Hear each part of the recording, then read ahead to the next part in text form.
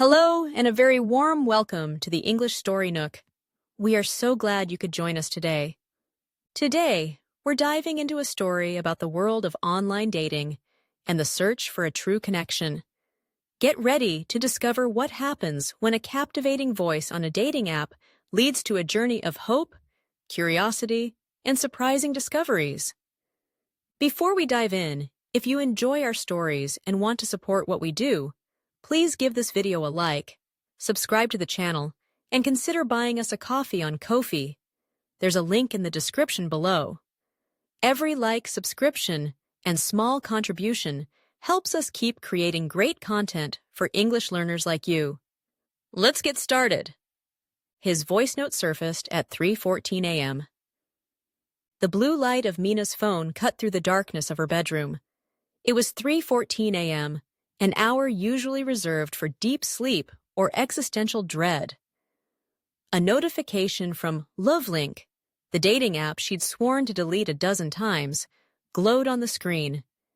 It was a voice note from Vlander, a man whose profile was a curated collection of travel photos and witty yet vague one-liners.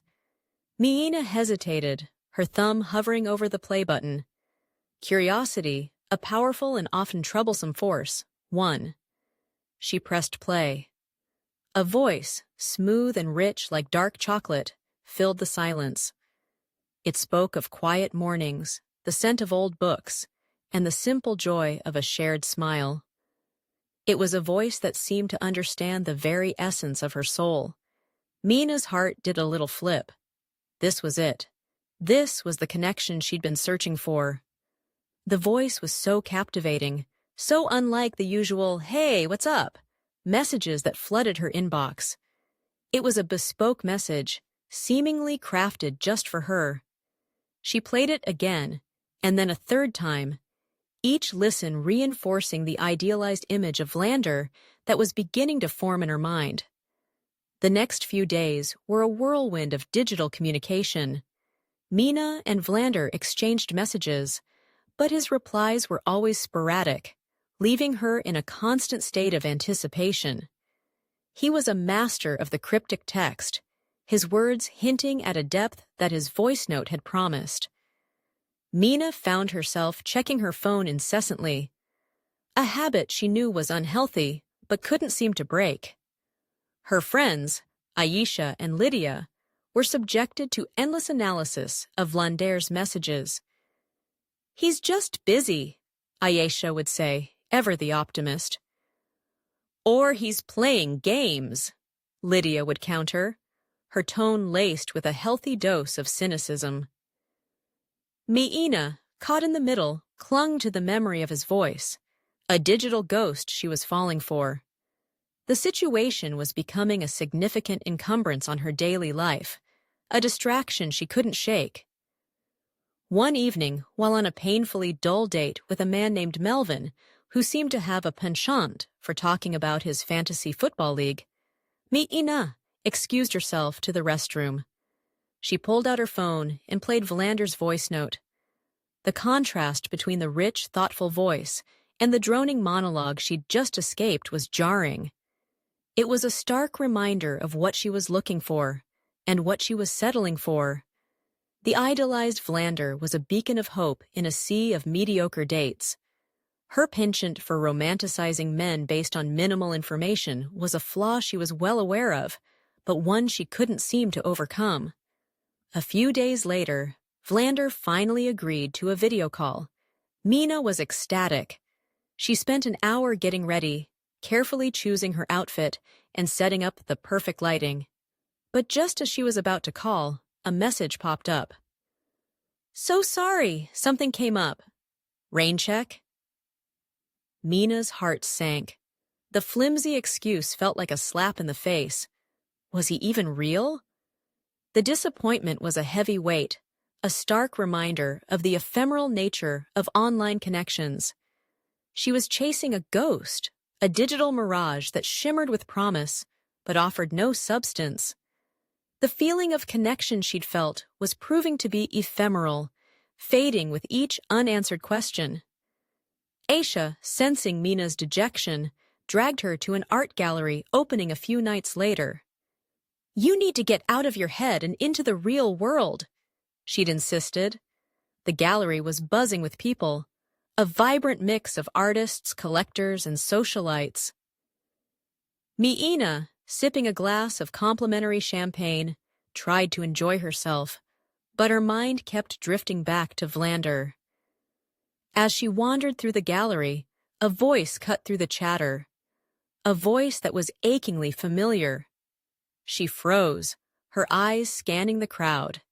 And then she saw him, a man with kind eyes and a warm smile, standing by a large abstract painting, speaking to a friend.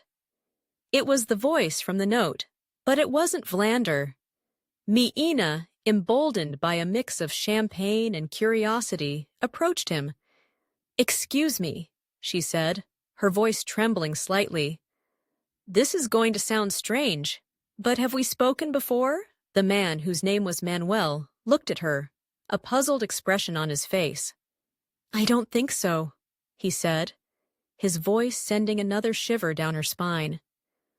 Mina, feeling a blush creep up her neck, explained about the voice note. Manuel's eyes widened in recognition, and then he laughed, a genuine hearty laugh. "Ah," he said, "you've been a victim of Quendiverse Solutions." He went on to explain that he was a freelance dating profile narrator, a job that was as bizarre as it sounded. He was the voice behind dozens of profiles, a vocal mercenary hired to make men sound more appealing. Vlander, it turned out, was just another client. The realization that she had been swooning over a vocal mercenary was both humiliating and strangely liberating. The absurdity of the situation was not lost on Miina. She had been so caught up in a digital fantasy that she had failed to see the fallacy in it all. The idea that a single voice note could reveal the true nature of a person was a romantic notion, but a fallacy nonetheless. She had been a willing participant in her own deception, a fact that was hard to swallow. The entire experience had been a lesson in the perils of online dating, a world where authenticity was often sacrificed for the sake of a good first impression. The bespoke message she thought was for her was, in reality, a product for sale. The emotional encumbrance of the past few weeks suddenly felt foolish. Manuel, seeing the mix of emotions on Miina's face, offered her a sympathetic smile. "For what it's worth," he said, "I think it's a ridiculous service, but it pays the bills." He then offered to buy her another drink, an offer she readily accepted.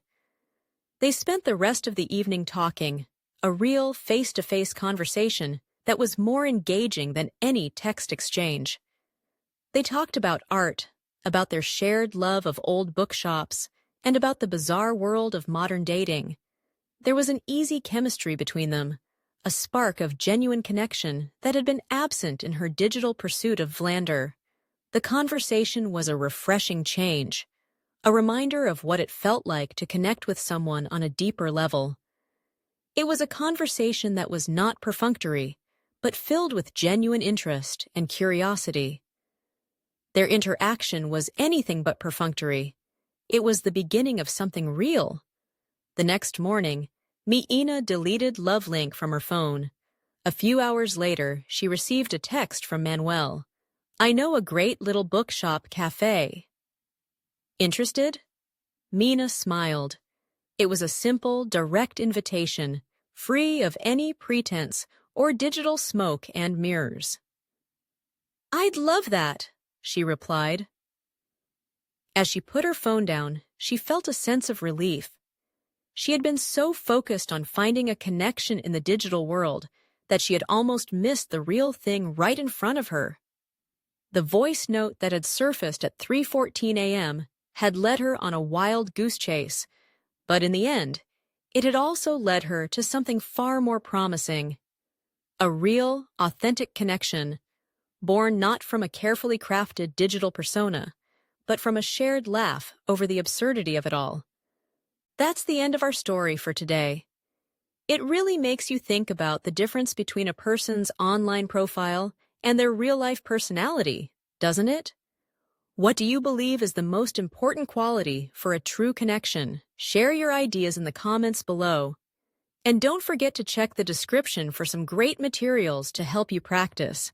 Thank you for joining us at the English Story Nook. Keep practicing your English, stay curious, and we cannot wait to see you in our next video. Happy learning, and goodbye for now.